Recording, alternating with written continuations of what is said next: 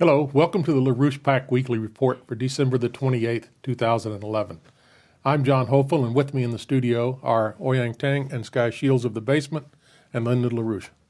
So Sky, what do you have for us today? Well, we've got a very exciting situation, also a very dangerous situation. It's becoming more and more clear that what we've been calling for as a policy shift, the end of war, the end of military conflict between nations, and a transformation of our military capacity, both nationally and internationally, into something that's really vectored towards the defense of the human species. Not vectored towards defending some arbitrary national interest, but towards defending the human species as a whole, that this is more and more necessary, and it's something that's explicitly on the table. And it's explicitly being put on the table now as a war avoidance policy.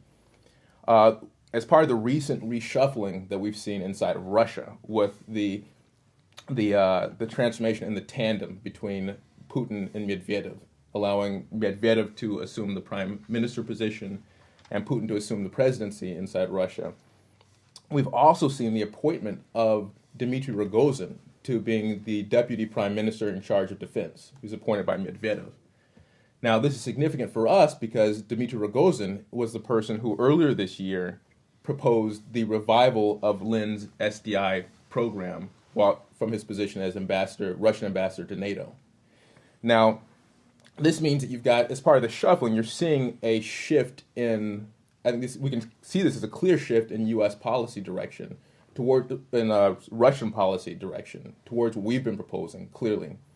At the same time, we have statements from earlier this November, the same Dmitry Rogozin, where he identifies that the actual military threat here is not the Americans per se, that this is something that's British policy through NATO, using not just the American interests, but also using the various Eastern European interests who are part of the Obama's plan to forward place all of these missile defense systems. Where he says explicitly that these nations are being used as cannon fodder in a much bigger game, a much bigger move for defending a British empire. Now, as Lynn's been stressing, that's a very real, we've been stressing in the recent periods, that's a very real threat, very real issue. The view of the British now is not launching some simply winnable war. What they're faced with is either eliminating themselves as an empire or eliminating the entire human species in a thermonuclear war globally. And right now, all indications are that they're moving full tilt towards the latter option. They're moving full tilt towards the threat of launching an explosion, a thermonuclear conflict between the U.S. and Russia, the U.S. and China, using various events, trigger events in the Middle East as the trigger for a larger explosion. Under these circumstances, we're going to look at a conflict from which human civilization might not survive in any recognizable form. At the exact same time, these saner military interests, I think sort of typified by the statements that we've seen from Rogozin from out of Russia, these saner military elements, both in Russia and the U.S., even in various places in Israel, are realizing that are the only people realizing that there needs to be a very clearly stated war avoidance policy. But as we've been stressing, and as you've seen echoed by Rogozin's statements earlier this year about the SDE, the only sane war avoidance policy is a policy that moves the human species forward in the direction that it actually needs to move in. Now, this would obviously, the form this would take right now is a revival of the original SDI proposal in this expanded form, what we've presented on the site as a strategic defense of humanity, which is to say that we have to take into account what are the actual threats facing the human species as a whole. Now, these are all going to be principled threats, and the threats are largely connected to the danger of us falling behind in our anti-anthropic development, our anti-anthropic economic development. These will take the various objective forms, which is the threat of an asteroid collision, the threat of various extraterrestrial threats that we face right now, which are connected to changes that are taking place in our galaxy as a whole, which need to be dealt with, that we're seeing expressed here on the ground in the form of extreme weather phenomena, etc. that these need to be a main focus of a shift in defense focus for the United States military. But also, at the same time, we face serious internal threats, internal conceptual threats as well.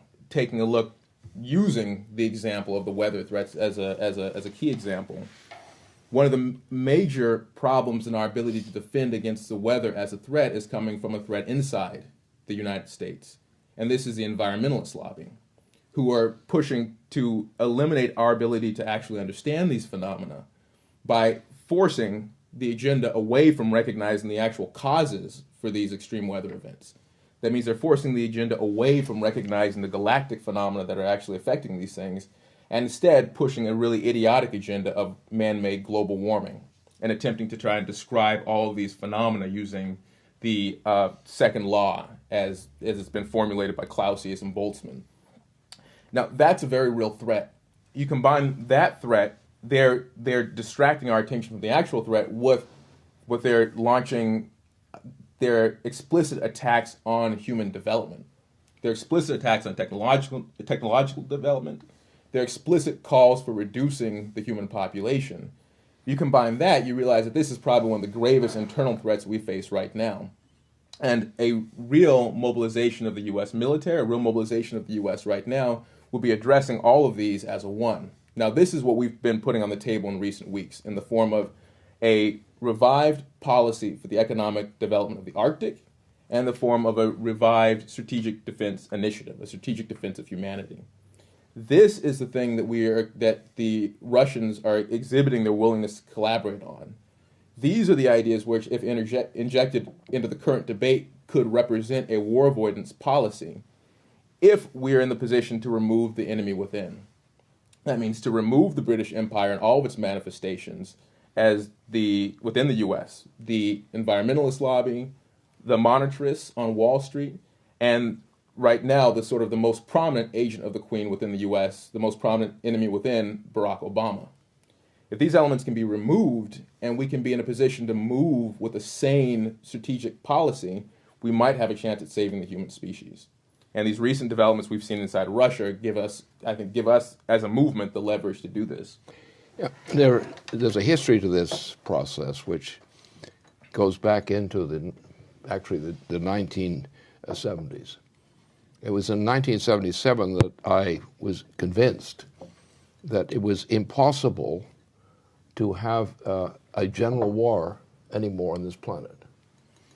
And particularly the thing I focused upon was the development of thermonuclear capabilities, which were not that fully developed, although the nuclear capabilities were developed and the thermonuclear was on the line. So I was committed at that point personally, from discussions I'd had with some people, including military officials in the United States, that we could no longer have general warfare, that the use of thermonuclear weapons would create a situation on the planet where you would get the use of thermonuclear weapons. Bombardment with thermonuclear weapons, if fully developed, would mean the extinction of the human species, at least as an organized form of society. So therefore I pushed this, and I began to get support. I started this alone, but I began to get support on this from people who have been formerly in the OSS and things like that, who jumped on board on the general thing I was doing on economics and so forth. This became critical in 1980 with the election of Reagan. Now, in the immediate aftermath of Reagan's actually being elected, we're not actually president yet, we have an approach from a Soviet military official working out of the United Nations, which sent a message to me suggesting that I do something about the situation. I transformed this message to officials in Washington at that time and gave them the information and suggested strongly that they act on it, that we negotiate with the Soviet officials at that time. Now, Andropov is not yet in charge. So the response, the Washington said to me, you do it. you're on the ball, I'll do it. So I took the ball on my own responsibility, but on the suggestion from these White House circles that I do it. And so I did it. And the first thing I did once I had that instruction, I called up the relevant Soviet official working in Washington, a diplomat, and suggested that we meet. We met, and I outlined to him what the proposal was. I said it was my proposal, but I was in touch with Washington people, relevant people. He knew that. And so we started this discussion. And this is all before Reagan actually went on the phone and announced the proposal. In the meantime, the British had gone to work. The British, of course, had gotten themselves involved in all the channels we were working with and were ready to sabotage everything, though some Britons actually believed in it. They recognized this for various reasons, that we can no longer have a general warfare on this planet because it means thermonuclear weapons. And we cannot have civilization. We may have a few people surviving, but civilization will not survive the thermonuclear warfare. Andropov, who was actually British-controlled, killed it, turned down Reagan flat. Gorbachev, who was even a dirtier British agent than Andropov was, again, actually, the latter character, Gorbachev, actually wanted to have me killed and put out an order and demanded that I be eliminated. This is to Reagan. Reagan didn't buy that at all.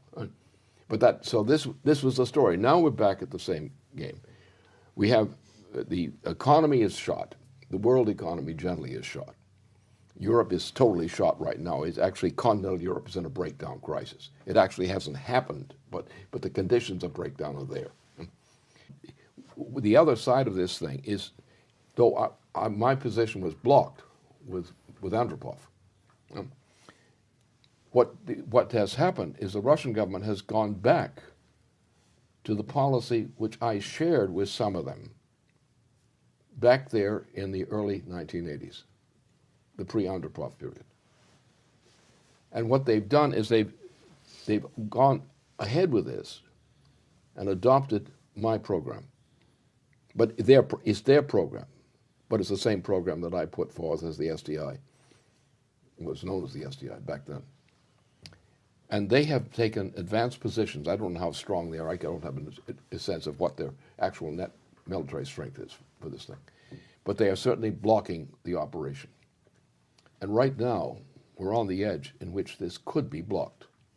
The danger of this thermonuclear war could be blocked. It's also, we're on a point that the British, because they're crazy, and with their Saudi assets and things like that, might go ahead. Remember, it was the British-Saudi operation that did 9/11. And they might go ahead. And our job is, first of all, to stop this if possible. And what Russia is doing is the most important thing strategically, apart from what we might represent inside the United States. I mean, it's possible for the United States in terms of certain institutions of our system to do this, to take this leadership. We've got to get rid of this president, put him into retirement. Can't kill him. That would just make things worse. So you have to put him in retirement under 4 of the 25th Amendment. That's the only way we're likely to avoid hell, almost extermination. Because we're getting into the weather system in the galaxy is getting rather unpleasant for humanity at this point, which means we need an urgently launched effort for more advanced technologies in order to protect humanity against weather problems of the grander type. And that's where we are. I could say a lot more about this, but those are the essential points. There's a history to this process. When we came out, in the 1970s, we entered in a period in which thermonuclear war was now on the table. It was not fully operational, but it was on the table. My view was, and it was the view shared by others who I talked with, that this meant we could no longer have major war on this planet. general warfare on this planet is not possible because of the thermonuclear factor, and for other reasons as well. And we were going toward it as a result of blocking President Reagan on his proposal in 1983. We've been going toward hell ever since. And every problem I've had personally, politically and personally, that I've had has always come from my influence on the SDI as the author of this SDI concept. And therefore they wanted me and my voice stilled at all costs. And they went pretty far to do it, though there are some people who blocked what some of their efforts were, just to have me eliminated. The attempt to eliminate me didn't happen physically. But that's where we are. We're at that point, and what is important to emphasize, that this is the issue. This is what must be done. And anybody who is not on the program to do this, that is to block this operation, is not in the real world. All of our Republican candidates who are running, I don't know running with what disease or not, but anyway, they're useless. They're absolutely worthless. The current U.S. president is worse than worthless. He's got to be retired right now if the nation is going to make it. But there are other institutional factors in the United States which should be called into action. And what's very helpful in this thing is the developments in the Russian administration now, in the Russian government now. Rogozin's coming in is extremely important in this setting. But this is the platform that we're standing on, the platform of the potential extinction of the human species, if we don't do our job, or if we're not able to do our job. There can no longer be general warfare on this planet. The human species couldn't take it on the planet, and the human species is put in vulnerability by the lack of means to defeat some of the other problems we have, which are more natural, shall we say, to the solar system. That's where we stand. What we need is a treaty between the United States under a decent president with Russia and with China in particular, and also other countries. But we need a pilot treaty agreement which shifts the entire strategic question of the planet. Keep the nation states, keep all the institutions of sovereignty. We need that as an essential part of the way in which mankind works. But we need a cooperation among major powers, nations, which are committed to this SDE conception, which is actually the same thing in principle as what my intention was when we did the SDI. But this is the further challenge to go in, what do we use these capabilities for? That becomes SDE. Right. And that's the only way that we can be organized to cope with the threats which now exist in our immediate solar system from the galaxy.